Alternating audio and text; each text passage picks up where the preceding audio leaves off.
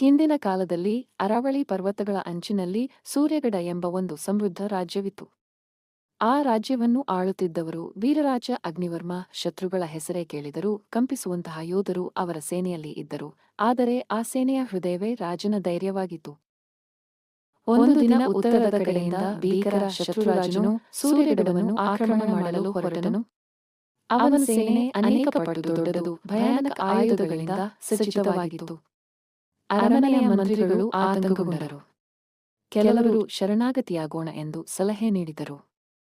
ಆದರೆ ಅಗ್ನಿವರ್ಮರು ನಗುಮುಖದಿಂದ ಹೇಳಿದರು, ರಾಜ್ಯವನ್ನು ಉಳಿಸುವುದು ಬಿತ್ತಿಯಲ್ಲ, ಧೈರ್ಯದಲ್ಲಿದೆ.